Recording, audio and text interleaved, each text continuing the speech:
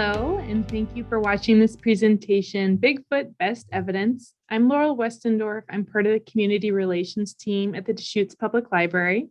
Every month, we explore a theme through our programming, and this month's theme is mystery, and it's safe to say Bigfoot falls within that category. Our presenter is Cliff Barrickman, Bigfoot specialist and cryptozoologist. Cliff has been doing Bigfoot field research since 1994, going on expeditions in 46 states and 5 continents. He was an evidence analyst on Animal Planet's TV show Finding Bigfoot, among work on other documentaries. And he and his wife own and are curators of the North American Bigfoot Center in Boring, Oregon, which features the largest public collection of Bigfoot evidence in the Pacific Northwest. Thank you so much, Cliff, for sharing the best evidence available for Sasquatch as a real species. Thank you very much for having me. I love opportunities like this to speak to people in sort of an educational format about Sasquatches, because Sasquatches are in fact real animals. I mean, I've seen one myself. They are real. They conform to all the biological rules and paradigms that we now know of other species. There's nothing all that extraordinary about them, except that they're large and have somehow remained not discovered, shall we say. Although I think there's a strong argument that the discovery process is currently underway. So let's jump right into the presentation, because I hear a lot of people who just aren't familiar with the evidence or aren't Bigfoot or Bigfoot nerds like myself, saying, well, where's the evidence? How come we don't have this? Why don't people see them? All sorts of why this, why that, which is reasonable, of course, because we live in an age of misinformation, and there's so much garbage out there on television and YouTube and everywhere, podcasts. There's just so much misinformation about Sasquatches in particular. So I feel it's my job as an educator to put the good stuff out. So let me share my screen here, and I will start my presentation. So there we go. The name of this presentation is Bigfoot, the evidence, because again, people are not aware of the evidence, and there's so much evidence, and it is internally congruent and almost predictable in some ways of what would be expected of a species like this. So let's first start off by talking about the difference between evidence and proof. Okay.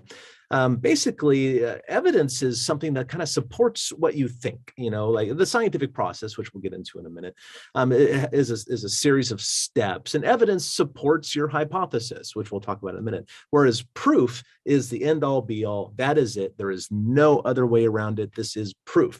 And for us, the evidence comes in all sorts of forms, and that's what we'll be speaking about today.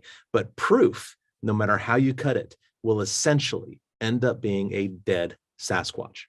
Now, some other evidence might lead to that. For example, DNA evidence. If some species like Homo denisovans were discovered solely through DNA. Homo denisovan, if you didn't know, is an extinct human relative. And they were discovered solely through DNA analysis. Turns out we had a bone or two, but we misidentified those. And it turns out they're Homo denisovans. But still, that led to more parts of the body being discovered later. In Sasquatches, if we do get good DNA evidence, and we're working on that now, but if we do get good DNA evidence, that's not going to prove it to anybody beyond the DNA experts. Then the scientists will go out and get a dead one. I don't advocate for that. I'm not a hunter. I don't shoot even deer. And certainly shooting probably what our closest living relative on the planet would be an upsetting thing for me. So I'm not going to go do that. I'm not a gun guy. I've got a couple of firearms, but I'm no means a gun guy. I live in Oregon. I know some gun guys. I'm not one of them. So that's not going to be me. I'm just going to educate the public and hopes to soften the blow of discovery. But I mentioned that science is a process, and here are the steps of science. Science isn't this body of knowledge that's guarded by academics in these ivory towers trying to mislead us and sway political agendas and stuff. That's not what science is. Politicians sway political agendas, not scientists. Real scientists, they ask questions. That's essentially what they do. They ask questions, and then they try to answer their question. That answer is a hypothesis. Okay. And then what they do is they go out and gather evidence to see if the evidence supports their hypothesis or not. Does the evidence say that my answer is right? If the answer is yes, they try to go out and gather even more evidence to continue doing that. But if the answer is no, then what they do is they go back and they change their answer. They change their hypothesis. And then they gather more evidence to see if that answer is right. That's what science is. Really, science at the end of the day is kind of like a verb. It's something you do. So to really boil it down, scientists, even amateur scientists like myself, are always trying to prove yourself wrong. And if you can prove yourself wrong, that's a victory. And you get to learn something else, and you get to change your answer, change your model, and try to go gather more evidence to see if you can still prove yourself wrong. If you can't prove yourself wrong, then maybe you're right. But you always continue trying to prove yourself wrong. So let's apply this to the Sasquatch stuff. And we're going to do that by starting with some facts. I have 4 points here, and all of these are indisputable facts. These are not opinions in any way.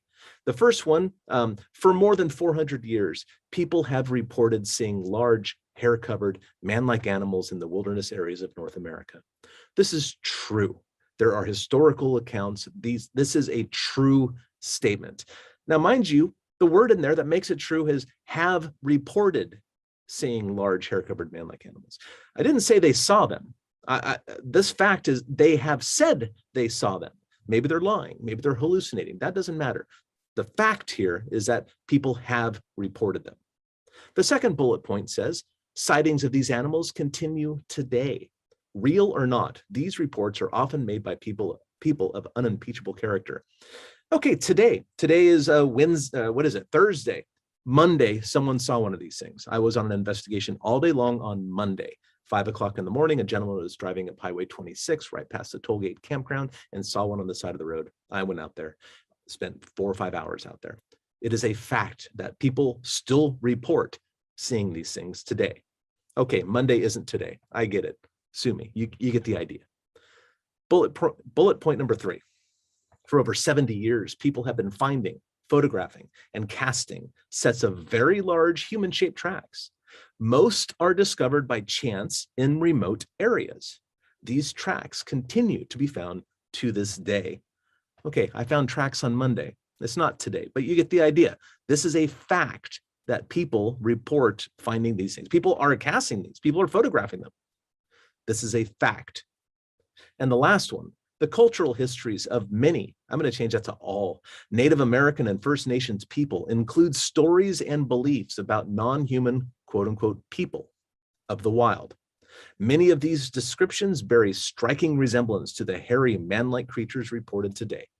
Yeah, every native tribe, every indigenous group in North America that lives in suitable habitat has stories of giant, hair-covered, people-like things living in the woods outside of town. You know, that's a fact.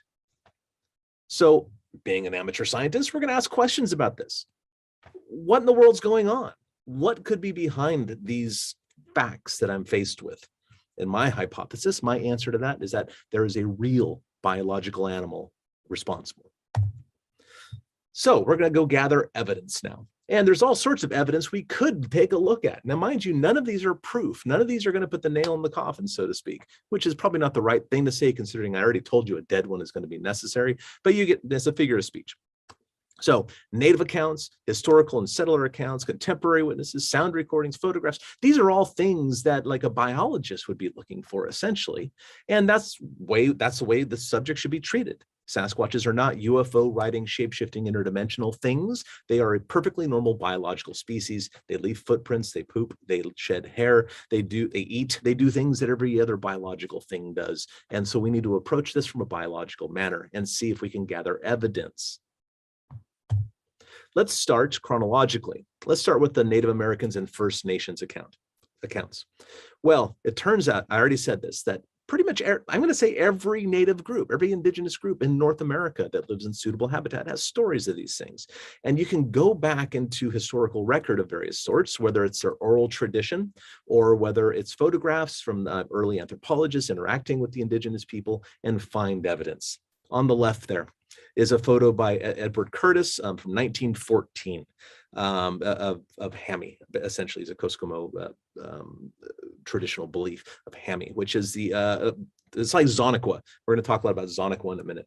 A giant hair-covered biped with very large hands. You see the mouth on that thing. It's kind of in a circular shape. That's because it's imitating the sounds that it makes. And also, in some traditions, it whistles. And Sasquatches whistle. I have recordings of it. In fact, orangutans whistle. So it shouldn't be that surprising. Heck, cougars whistle. You can look it up on YouTube. There's a wonderful clip of one whistling. I mean, they're not whistling songs, they're whistling for other reasons. But yeah, look at it. It's upright, it's covered in hair, it's large, big hands. Very, very interesting. In the center there, oh, by the way, 1914, that photograph to the left, that's about 10 or 15 years before the word Sasquatch was invented. In the middle is a photograph of a large mask. It's very large. It's about 1.5 feet wide, in fact. I took that photograph. It is from the tribe that gave us the word Sasquatch up in British Columbia, the Sahelas group. And that animal, that mask there depicts Sasquatch. On the right here, on the bottom of that totem pole is Zonoqua. The photograph's from 1968. Obviously, the totem pole's much before that. This right here is the hairy man pictograph. It's a little hard to see, so I did this. I showed you like the black line master. On the right there, I'll just keep this one up, I think. On the right there is a life-size depiction of a hairy man. Over to the left, the other black line master there is the female. And if you can see it, just to the left of the female is a small red figure. That is supposedly a juvenile. I didn't have a black line master to put over it, but you can see it with your own eyes. That is 8.5 feet tall. It is called hairy man by the Thule Indians who live down on the reservation in the southern Sierra Nevada mountains. And this is kind of a rare circumstance because there's archaeological evidence, this pictograph, which is essentially dyes painted on a rock, life-size, depicting a frame of their creation story. These particular people, these indigenous people, are the only group that we know of that have Sasquatches as part of their creation story. I will tell you a very abbreviated version of the story. Back in the day, hairy man was talking to Coyote. And if you know anything about native traditions, Coyote's always the trickster. He's always up to something. You know, he's got a card up his sleeve. So hairy man's talking to Coyote about how they should create the other animals. Coyote's saying, you know, we should create them walking on 4 legs like me. And then hairy man says, well, no, I think they should walk on 2 legs like me. And they were kind of going back and forth about it. They decided to settle their dispute with a foot race, a running race. And so they get ready, get set, go. And then they run. And of course, Coyote being, Coyote being Coyote cheats. That's what coyotes do. They cheat. He's the trickster figure in their traditions. So Coyote wins the race, which is why all the other animals walk on 4 legs. Well, hairy man, being the smartest of the animals, finds this out. He figures it out pretty quick and starts crying. And in fact, you can even see the tears coming from hairy man's eyes. Hairy man is crying, and out of hairy man's tears, human beings are born. That's why we walk on 2 legs, not 4. And then afterwards, hairy man was so bent out of shape and hurt about it that he decided to leave the area where he was living and go up into the mountains and live amongst the redwoods and only come out at night. And which is interesting because there's a little glimpse into the Sasquatch natural history. Their behaviors, they are largely nocturnal. They do live in heavily forested areas, particularly up there amongst the redwoods and that sort of wet climate. So it's interesting that a lot of these native traditional stories can give us a little bit of information about the natural histories of the animals themselves. Just so you know, these particular pictographs, showing a life-size 8.5 foot tall hairy man, archaeologists have narrowed down the date. These were painted on the wall somewhere between 800 years ago to 1,500 years ago. Well, and do the math. You know, white people didn't show up on this continent until about 500 years ago. Where did the native people learn about this Bigfoot thing if it isn't a real animal, if it isn't already out there as part of their environment? Skeptics have to explain that away.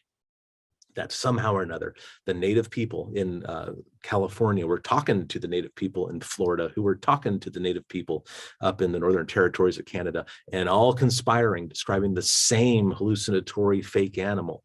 Why? How? That doesn't make sense unless it's a real biological animal. And I think that's some evidence that points to that. Then we move on to the early historical and settler accounts. This dude here with I can't tell if that's a cool throat beard or a weird collar, but either way, he was a guy working, he was a Christian missionary working with the Spokane Indians. His name is Elkanah Walker. He was out there kind of towards Spokane, that general area, and he was looking at these mountains over to the west. We're not sure if he's looking at Mount Adams or Mount St. Helens, really, or maybe even Mount Rainier, but one of the big mountains that you can see from 300 miles away. And he said, "Hey, take me there." And the native people he was working with said, "No, we don't go there, and I'm going to take you there. So why not?" And they told him, "Oh, there's a race of giants that live there that work and hunt at night, and they steal men, and their tracks, their footprints are 1.5 feet long. 18 inches long. They steal salmon, eat it raw, and they've got a strong stink to them, and they whistle and they throw stones."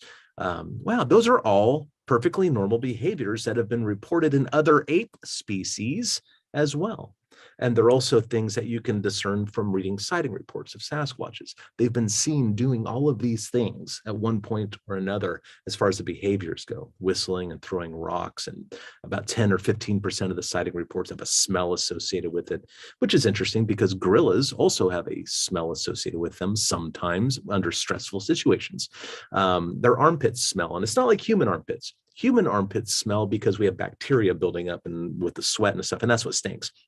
But gorillas are different. They have a gland in their armpit that they exude this sort of musky, stinky smell when they're under stress, like in an antagonistic situation or when they're frightened or that sort of thing, territorial. And it could be that Sasquatches have this as well.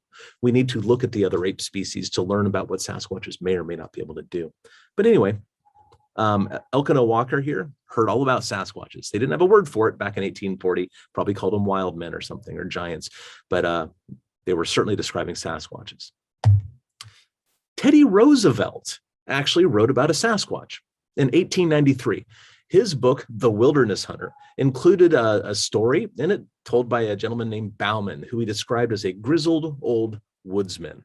And basically Bauman went into this narrow valley where there had been like a group of trappers had been killed the year before, but Bauman didn't believe it. He doesn't believe in all hobgoblins and spooky things in the woods. So he and his friends went in there, and they didn't all come out. Bauman came out and told about seeing a large looming upright figure that left huge tracks that stank pretty bad. And whatever this thing was, after they shot at it, ended up killing his two partners. I guess the lesson here is don't shoot at Sasquatches. And some of you are saying the lesson is don't go into canyons where people were found dead the year before. That's probably a pretty good lesson to take away too. But nonetheless, even Teddy Roosevelt wrote about these things. He didn't call them Sasquatches. The word wasn't even invented yet. The word Bigfoot was still decades and decades in the future. But he wrote about a large, hairy, upright thing that fits the description of Sasquatches. And of course, you can go back into the historical record in the form of newspaper articles and read about them there as well. In this case, this story comes from Bangor, Maine, back in 1838, August 4th. So that they encountered a strange animal that looked like a small child, but it was completely covered in hair. And it ran off with great speed, whistling. Sounds like an animal I know. Here's one from Pennsylvania from 1878. This time it wasn't like a small child like in Maine. It was a giant, 6.5 feet tall, huge broad shoulders, long apish arms with a smooth face, which I'm taking is probably meaning not covered in hair. The funnel-shaped head. Could that be describing a sagittal crest, that pointed sort of head shape to the gorilla and other ape species? The body was covered completely with dark brown hair, about 2 inches long. It pounded itself on the chest, couldn't talk, and it ran fast and made a bed of leaves and all that sort of stuff. 1878, I want to point out that the gorilla was discovered in about 1851, give or take a couple of years. I can't remember exactly, but 1851. So this is about 20, 25 years after that. So there wasn't really a precedent beyond the gorilla, though, as far as this chest beating and all that stuff. Very interesting. Here's one from Oregon. This animal was seen while hunting. It wasn't wearing clothes, but it was covered with hair. It was also seen eating raw deer. And then, of course, it ran off when they saw it from 1885. There's a strong correlation between Sasquatches and deer. deer migration routes, for example. You track where deer migrate. That's where the Sasquatch reports are. They've been seen hunting and killing deer before, and here we are, 1885. There's evidence, not proof, but evidence that Sasquatches have that behavior. And of course, the sighting reports continue. Here's some witnesses I've had the pleasure of working with. In the upper left, there's a couple people that saw a Sasquatch from pretty close range up in Alaska. Very interesting. They were close enough to notice that the thumb on the hand looked different than ours. And of course, we have hand casts. We'll get to that later. That clearly show that their hands are not like human being hands. They're subtly different. The guy on the right, he's a musician. He was driving back from a job in Montana and saw a Sasquatch run across the highway in front of him. Basically on the Continental Divide. Very, very interesting sighting. The bottom right, there's a woman who on Thanksgiving, on the way home from her Thanksgiving dinner, saw one cross the road right in front of her, probably 15, 16 feet away from her. They both locked eyes. She screamed and it made a noise and ran off into the ditch. And of course, there's Lorraine in the bottom left. She's a charmer. She was wonderful. I love her so much. She saw a Sasquatch very close range. I was looking in a window and then it walked down the driveway and she stopped her car and it walked right in front of her car. She was so wonderful. She was just so kind and she spoke like a sailor too, which was hilarious to me. And she goes, "Cliff, I'll tell you what, it looked right at me. And you know what? It was a boy." So, oh my gosh. Well, yeah. So anatomy can be present as well. Again, these things are perfectly normal animals, and we would expect such a thing. There are sound recordings of Sasquatches. They make all the sounds that, excuse me, that other ape species do, and they even chatter, which might be indications of some sort of language, but the jury's still out on that one. But there is evidence for that sort of thing. And of course, photographs. There are photographs. Sasquatches are not blurry, but the problem with photographs, like this photograph of a Sasquatch running up the Clackamas River, is that Sasquatches are largely, but not exclusively, nocturnal. And when pictures are taken at night, any photographer knows that the shutter stays open longer and thus introduces a lot of blur into the photograph. And this thing, whatever this thing is, I don't know if you can see my cursor or not on there. I think you can. So I'm going to outline this. See the blur here coming down, and it goes down like that. There's a blurry thing coming off here. And if you look very closely, there's a little bit of blur here. There's even blur here, which what I'm taking this as is, I believe this is the head. The back comes down here. This triangular part is probably the right elbow. It comes down. I think this is the leg. And there's a little bit of the knee there, and that's also an arm. Well, this was taken on a game camera, and I went to the actual site and see these dots, these little knots on the tree right there. These are about 6.5 feet off the ground. Upon my recreation of this animal, actually, I think it's 7'2". Actually, I have to check my notes, but I do remember this: that the top of what I'm interpreting as the head is 7'10" off the ground. So again, if this is not a Sasquatch, if this bipedal, I see two legs, if this upright, potentially bipedal figure photographed behind two locked gates where only rangers have the key, if this is not a Sasquatch, the skeptics have to tell me what else it could be. The thing is 7'10" tall. I have a whole hour presentation on just the recreation of this particular photograph. But again, if this is not a Sasquatch, skeptics really need to tell me what it could be. Because I met the guy. He's not into Photoshop. He doesn't know anything about it. He was a mechanic, essentially. What could this be? Here's another photograph. This one's from Vermont. This particular picture was taken by a gentleman named Frank. I've met Frank. I've been to the site. Frank noticed that his apples were like a tremendous number of apples went missing overnight on his tree. And he figured, well, one was doing that. So he set up a game camera. And within 2 weeks, he got this peculiar picture. Again, let's talk about what I'm interpreting. I believe that this is the head of a Sasquatch looking down. And you can see the left shoulder with the left arm coming down. That's the arm right here. That'd be the right shoulder. And then this is over here. This is the butt. In fact, you even see hints of the butt crack. The natal cleft is what we call that. Right here. So the leg would go down, the knees kind of obscured, but that's what I'm interpreting here. And what I don't know what these white spots are. That's kind of a puzzle. Maybe it's leaves, maybe it's vitiligo, the disease that you lose pigmentation in the skin and then the hair that grows out of that part of the skin. Maybe that's the situation. But look at this. There's something else here that's darker in color. And to me, this almost looks like a hand. Could this be a juvenile Sasquatch grabbing onto the chest of its mother? I don't know. I don't have an answer for that. I've done recreations of this particular photograph. I have a few measurements that I think are interesting. For example, the crown of the head to what I'm interpreting as a shoulder is 13 inches in length. It's pretty long. Not super big, but pretty long. Intriguing photograph, nonetheless. Not proof by any stretch of the imagination, just some intriguing evidence.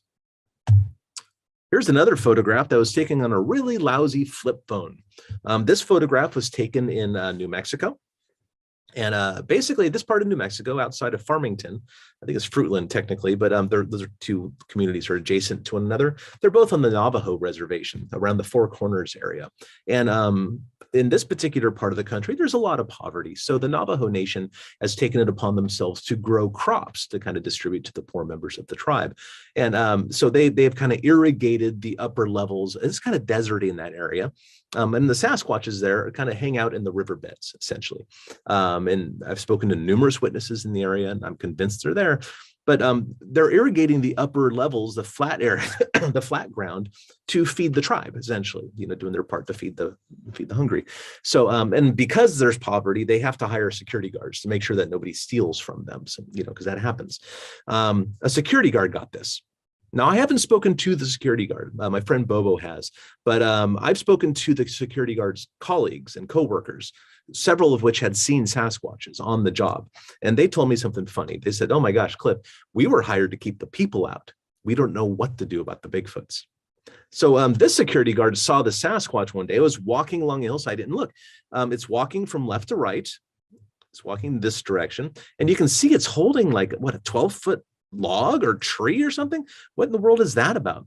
I don't know. It's an intriguing picture from a native reservation, though. I think that's really cool because, again, people tell me there are no photographs, but yet here we are. There's another photograph. The original's on the left, and I had to, Photoshop it up a bit on the right, kind of increase the contrast and brightness and all that sort of stuff. A 16 or 17-year-old dude, a guy named Ian Gill, got this photograph as he was driving out to his grandmother's cabin outside of in Vermont again, about 12:30 at night. He thought somebody in a ghillie suit ran across the road and stopped on the side of the road. And he goes, "Well, that guy looks weird." So he took out his iPhone 5 and snapped a picture of that. Now, when I first saw it, I was thinking, high school kid. I don't know, man. I think he's probably hoaxing. He's probably lying about things. But I went out and did the investigation anyway. And I was pleasantly surprised to find out that this sign is still there. It's a stop sign. The very bottom of the stop sign is 7 foot, 2 inches off the ground. Whatever that is, it's pretty tall. And it was covered in hair. I find that intriguing. Excuse me, a little thing in my throat here. Here's some excellent photographs from Silver Star Mountain in Washington. My friend Randy Chase took these. He went up to the top of Silver Star. He loves to hike. He brings a 6-pack and a cigar and goes up and hikes almost every day after work. In this particular occasion, he went up to the top of Silver Star in the snow. It was in November. And he got to the top and noticed a rock on the other hillside that he'd never noticed before, about 170 yards away. Silver Star Mountain has like two mountain peaks, and he was on one, and this thing was on the other. And he goes, "What is that rock? I've never seen that rock before," and snapped a picture of it. And then he turned around and looked at Portland, Oregon, because you can see it from up there, and took a couple pictures of Portland and the Columbia River, and then turned back around. And in the meantime, the rock had stood up. And that's the picture on the bottom left, and then the one on the right. Whatever it was, that rock, quote unquote rock, stood up, turned around, and walked down the hillside in the snow, off trail, into a place where there are no more trails, this total wilderness area. Well, one of the things that we do when we're trying to figure out if these mediocre pictures are Sasquatches is we compare them to the Patterson-Gimlin film subject, which is what I did on that frame to the right, because Sasquatches are not human beings. They have very different proportions than human beings. Their arms are much longer in proportion to their leg, for example. Their shoulders are much higher on them. Their neck is put down in front. They're just different in every way, basically. So when we want to see if something that a blobby picture like the one on the right is a Sasquatch, one of the things we can do to shed some light on that is compare the limb proportions to a known Sasquatch, which is the Patterson-Gimlin film. By the way, I want to say this now, the Patterson-Gimlin film has never been proven a fake.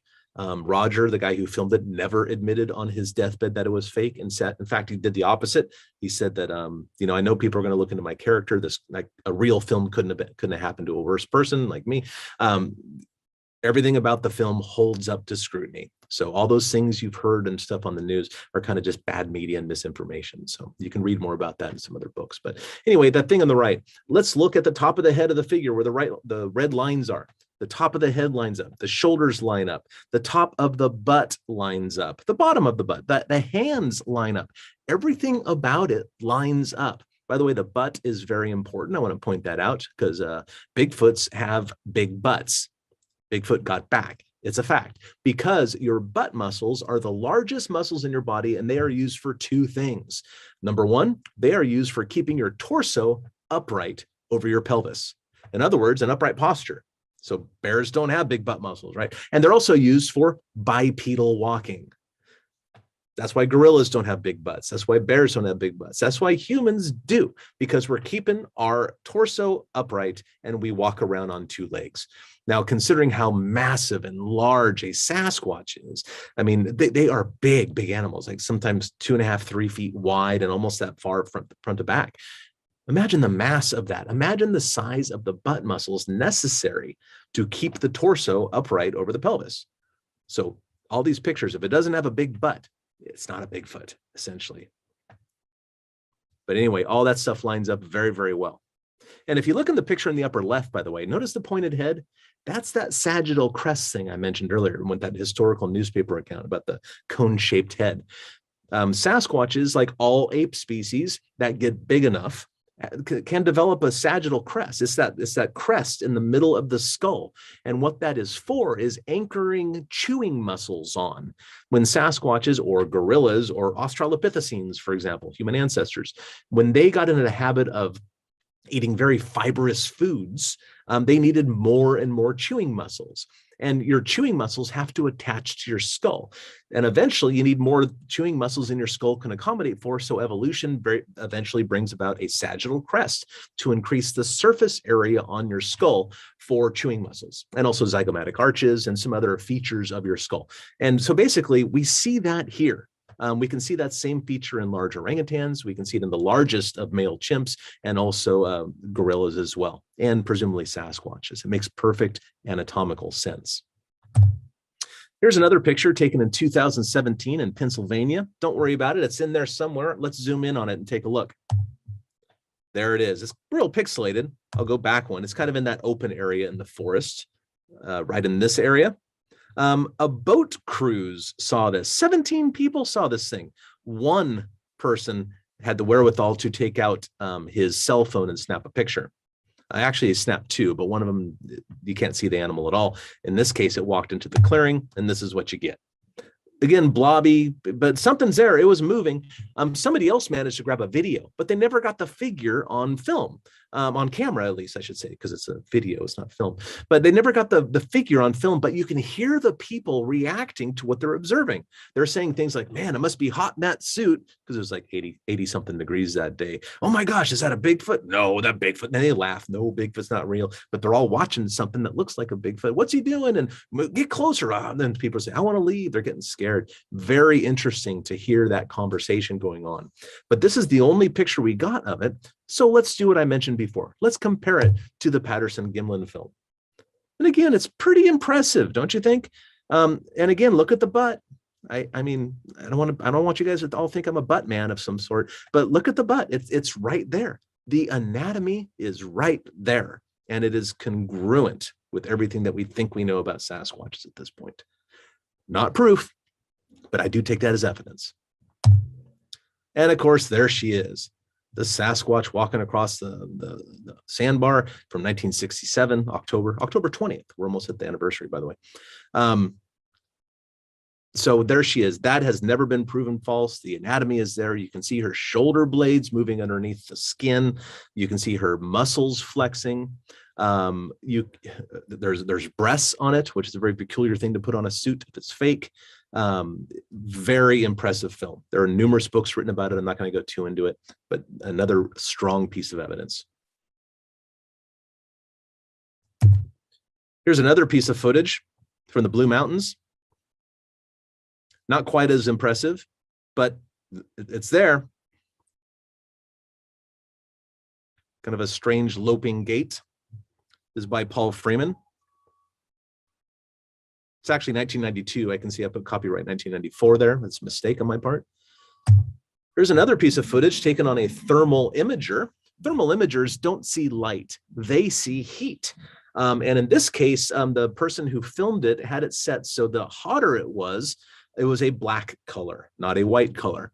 So, and everything else is kind of blown out, I guess, if you want to call it that, because it had rained earlier. So everything was kind of the same temperature, except for this large bipedal thing that was following them, walking between two trees. Let's see if I can get that going again. Here it is. They heard it following them. They heard knocks and other indications that something was there. They heard brush breaking and all that stuff. And he happened to have the camera pointed at the right place. It was like midnight or 2 a.m. Down in Florida.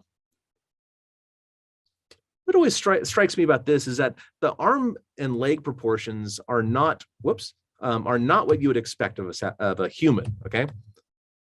But also look at the hands. The hands are pretty big, which reminds me of that native photograph that we saw from 1914 earlier with the big hands and whatnot on it. Very interesting. I'll let that cycle through the last few and we'll go to the next one. And also the head position, real low on those high shoulders. Very cool. Now, here's some footprints. I find the footprints to probably be the strongest body of evidence for Sasquatches if you had to look at one facet only. Because really the strongest bit of evidence about Sasquatch is how all these things kind of fit together. But the footprints are so impressive. Here's 3 footprints from left to right. It's 1963, 1970, and then 1982. And what we have here, this is obviously the most clear representation of it. Police officers took this, by the way, in 1982 in Grays Harbor County, Washington. A lot of interesting features on this, including this crack. You notice the crack going down the middle of it. Where's my cursor? There it is. This crack going down the middle of the foot is interesting because that is indication of a soft fat pad on the plantar surface of the foot, the part of the surface of the foot that touches the ground. As the fat pad presses into the ground, it expands to the side and then pulls apart the substrate underneath the footprint, just like it would in your footprint on the beach. And that's what this is from, I should say. But also, I want to point out a couple other things. These bumps on the outside of the foot, they correspond to where bones end and bones start in the foot. The phalanges go to about here, and then the metatarsals are after that. And sure enough, look over here, look really closely in this 1963 sample, you can see that same feature. You can see the same feature between the phalanges and the metatarsals. But anyway, the congruence with the footprints are very, very interesting. And by using really nice clear footprints and casts, we can actually get some demarcations of where bones are in the foot, like the bumps I just showed you. And a couple anthropologists have taken a stab at this. First, Dr. Grover Krantz on the left from Washington State University. He used footprints on the left there from an animal that was cast in animal's footprints that were cast in Bossburg, Washington, back in 1969. This particular animal, wrong way. This particular animal had 2 bumps on the outside of the foot that were different. The bumps we just spoke about would correspond to where these bones were. But in this case, there were 2 large protrusions and the foot was twisted around a bit. He kind of reasoned, well, there's only 3 big bones on the outside of the foot. So if there's 2 protrusions there, that must be where the spaces between the bones are. And he kind of started filling it in like a puzzle, essentially. And what he found was later built upon by this gentleman over to the right, Dr. Jeff Meldrum from Idaho State University. We've ended up being good friends over the years. I have a pleasure of speaking with him even just this past weekend, actually 2 days ago. But Dr. Jeff Meldrum on the right is literally a PhD in anatomy with a specialization in feet and what led to bipedalism. So he is extraordinarily well equipped to analyze Sasquatch or any footprint evidence. So he's taken what Krantz has done and kind of finessed it a bit with his understanding. And basically, over here on the right, you see 2 foot reconstructions, I suppose, or reconstructions of feet. On the left is the Sasquatch foot, and on the right is a human foot. And if the human foot was grown to the same length, already there's some differences. Sasquatches would have a much wider foot. That's what we would expect from such a large animal, a much more surface area to support that weight, etc. But there's also small little differences that would be harder to notice. First of all, the ankle bone is moved forward on the foot as compared to the human.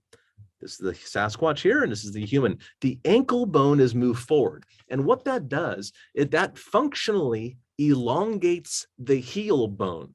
And that's very important because the way you walk is basically your calf muscles are attached to your heel and with tendons and ligaments. And then the calf muscles pull up on your heel, and that kind of lifts your heel off the ground and kind of like a wheelbarrow in some ways. And that pushes you forward when you walk. In fact, your foot is a lot like a wheelbarrow. A wheelbarrow is what's called a type 2 lever. And, imagine putting a bunch of stuff in a wheelbarrow, right? And you lift it up and, oh, it's heavy. But I put a bunch more stuff in the wheelbarrow right afterwards. I guess I could lift it up again and be even heavier. But one of the easiest ways to deal with the increased weight would be, if you didn't want to work as hard, would be to elongate, to lengthen the wheelbarrow handles, right? You can imagine, if the handles were 10 feet long, it would actually be easier to lift. You would have to lift them further. The same amount of work would be conserved, but it would be easier. It would take less force to lift. And that's what the elongation of the heel in the Sasquatch foot does. By elongating that heel, it means that the calf muscles, even though they're bigger because they're in a big animal like a Sasquatch, even though they're bigger, they have to do less work to lift the weight of the animal and walk bipedally. That was discovered by Dr. Jeff Meldrum. And another consequence of that elongation of the heel, or really moving the ankle bone forward, is the metatarsals, which are the bones behind the toes, is these guys here. The metatarsals are also shortened in relation to the foot. As you can see, these are shorter than these over here. And that is another necessary biomechanical redesign of a human-like foot to carry a mass of their size. Now, how do we know where the metatarsals are? Well, based on footprints. Okay, Sasquatch, what we've now discovered is that Sasquatches do not have an arch in their foot. Let me start with us. We have an arch. It is held stiff by tendons and ligaments, and we cannot bend our foot there, even though, as you can see, we should be able to here. I'm going to get my cursor. Yeah, we should be able to bend our foot here because all these bones have, they're not solid bones. There's joints between them, but we can't do it because our foot is held stiff by these tendons. But Sasquatches, it appears, have flexibility in the mid part of their foot. So when we walk, we push off with our toes, and then the very front parts, the heads of the metatarsals. That's where we push off. That's where the force is upon stepping off. But in Sasquatches and every other ape species, including most human ancestors, they could bend their foot just a little right here. So the entire forepart of the foot remains in contact with the ground until it pushes off. And when they push off, it raises a mound of dirt right behind where the metatarsals are. We can see this in chimpanzee footprints. We can see this in gorilla footprints. We can see these in Australopithecus afarensis footprints, the famous Laetoli footprint from Africa, from Tanzania. Excuse me. We can see these same signatures of the foot anatomy. And this picture that I'm circling right now is from the Patterson-Gimlin film. And there it is, right behind where the metatarsals are. And remember, Dr. Meldrum figured out the metatarsals are shorter and they're pushed forward on the foot. This is what he bases that on. And sure enough, Dr. Meldrum published that in, I think, 1998 or 1999. Before that, us Bigfooters, we didn't know about that. We're just nerds, right? But he's an academic. Turns out, here's the footprint, the very, very first one from 1958, the very first Sasquatch footprint cast that is still in existence. And it has that same feature. You can see it on the bottom here. And then, of course, this top cast is a cast of this footprint that I have a photograph in the ground of right here. But you can see the same feature in both. Now, as far as evidence goes, okay, well, this is primate anatomy. This is primate foot anatomy is what we're looking at here. A piece of evidence could be, do we find this everywhere? Do we find this in all the Sasquatch footprints? No, not all, because the shape of the footprint is not the shape of the foot. It's the shape of the foot damaged under the ground. But we find it in a whole lot. Check these out, okay? There's a cast on the left, and there's a footprint reconstruction on the right. Here is that mound of dirt. Actually, this is a cast of that same photograph I just showed you. And if we go right across, look where that mound of dirt appears right behind the metatarsals, because the foot flexes here and then pushes the mound of dirt up. It should be right behind the metatarsals. Here's another one. There's the metatarsals. There's the ridge right here.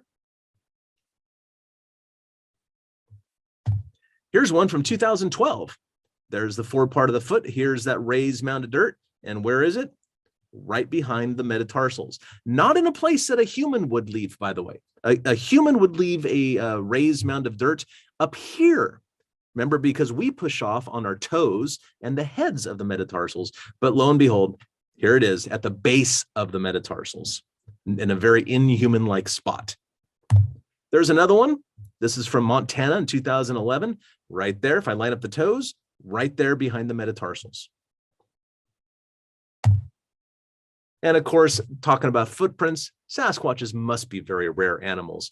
And what we're finding is that we're finding the same individuals in the same areas. Even though these casts were made by different people at different times, I think we can all kind of see that these are the same animal, even though it's a year or so apart. This is 2 years apart, essentially. Same animal, same area. It makes sense if we're dealing with a very rare animal who haunts a particular territory. Sasquatches, since they don't have that arch that we were talking about, their feet are very, very malleable. They're almost as bendy, in fact, as your hands are. And look at this. We believe at this point, these are all the same animals, the same individual Sasquatch. And look at the variation in toe positions. And actually, I have an entire 1 hour presentation on nothing but the Sasquatch foot and the various types of prints it could leave. So I won't get into that too deeply. And of course, when you look closely at some of these footprints and even handprint casts, you can find dermatoglyphics, skin detail, in other words. Primates are the only things that have skin detail, dermatoglyphics, fingerprints essentially, but they're on the bottom of the feet too. I don't know if you knew that. You have those sort of prints on the bottom of your feet. We can't call those footprints though, because footprints means something else, but you get the idea. There's other body parts. There's some hands. There's a hand in 1994. There's another hand from 1986, I believe. Here's just a couple knuckles and possibly a thumb right there pushing into the ground. Here's a knuckle print with a thumb going off to the side. You can even see the thumbnail right there if you look closely. Yes, this is a butt print. As I said, Bigfoot got back. And actually, this butt print, we can laugh about it because it is funny. Everybody likes a good butt joke, I guess. But you can see the hair striations on it. And the hair flow pattern matches that of all other apes, including us, because that's our biological family. Depending on how hairy your butt is, your hair flows in the same direction as the hair that can be seen on this cast. And down here, this brown thing is actually where a Sasquatch laid in the mud. It's called the Skookum cast. We have a big butt print here and part of a leg. And these impressions here are actually the heel hitting the ground several times. There's an arm. It's a very, very interesting cast. You'd have to read about it, called the Skookum cast. I mentioned congruency, and just from a biological sort of perspective, an interesting experiment would be, like Sasquatches and where they live and what they need to live, etc. Sasquatches are large omnivores. They've been seen eating meat and plants. They're omnivorous. Well, if we look at another large omnivore that lives here in the United States, we probably want to look at black bear. And so on the left here, I found one from California, where black bears live in California.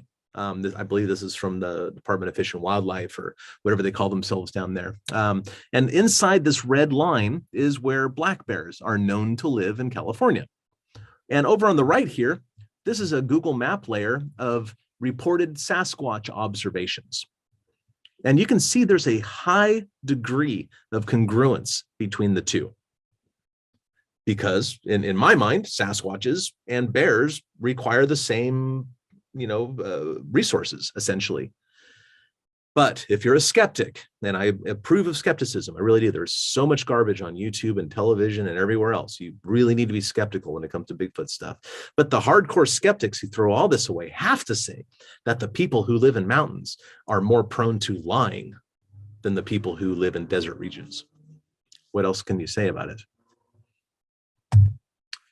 Now, why do I do this? Well, I'm obviously an eccentric individual, kind of weird. I always have been. But really, Sasquatches, I know Sasquatches are real animals, because we're only, this is the tip of the iceberg. There's so much more evidence, and you can go into any one of these pieces of evidence as deeply as you would like to, and never get to the bottom. I know they are real. But again, I said earlier that proof is going to come in the form of a bullet, or at least a dead one on a slab. My effort is to educate the public so these things are not treated as monsters, as the gorillas were for 100 years after their discovery. My mother, born in 1941, grew up with the black and white sort of, universal horror stuff, Frankenstein and, Wolfman and all that stuff. And who was a bad guy in those movies, and a lot of times, and other movies like it? Gorillas. So I think that if we can avert a tragedy, I think, by educating ourselves and the public about Sasquatches so they are treated appropriately after discovery. I'm essentially softening the blow of discovery. I do make my living off it, but only because I want, I enjoy it and all that sort of stuff. Here at the North American Bigfoot Center, it's an educational facility. I encourage all of you to come by and say hello. We have a lot of this evidence and a lot more on display. So again, we're trying to do some good here by not hoaxing, by not lying about things, by giving you the evidence as it is, by not saying that they're paranormal or anything like that. Perfectly normal animals waiting to be discovered. Discovery is coming. What can we do about it now? We can educate the public, and we can protect public land on which Sasquatches live. Other than that, I guess I'm just a weirdo who likes Bigfoot stuff. If you need me for any reason, you can reach me at any of these places. And I want to thank you very, very much for listening, and I hope you enjoyed the presentation. Hello, Cliff.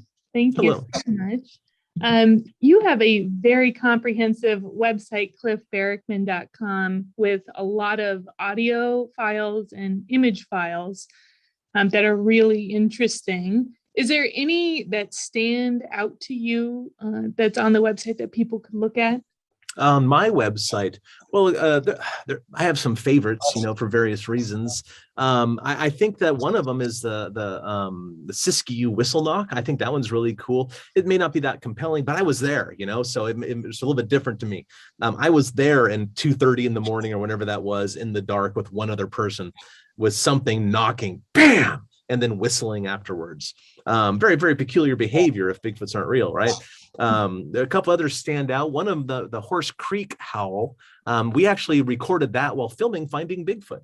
That was my recorder. That was the early days where the production was trying to figure out this Bigfoot thing and who are these weirdos that we're out with, and that's what they were thinking at the time. So I had to say they weren't doing their job. So I recorded that with my own recorder. While some production stuff was down actually almost at the time. So there's a couple of them that stand out, but for me, it's about the experiences that I was having at the time. I think that to me makes them stand out. So, it's kind of like if you look at a photo album, you remember the memories that were there. And that's what my website is to me, is a photo album where I happen to get evidence out of it too. I encourage everyone to check them out. There's some really interesting stuff. And you've talked about habitat in the Redwoods, British Columbia, off of Highway 26. They're all pretty rainy places. And then this New Mexico photo that was I've been there in the Farmington, Farmville area. It's very dry. And what does this tell us about the adaptability of Sasquatch?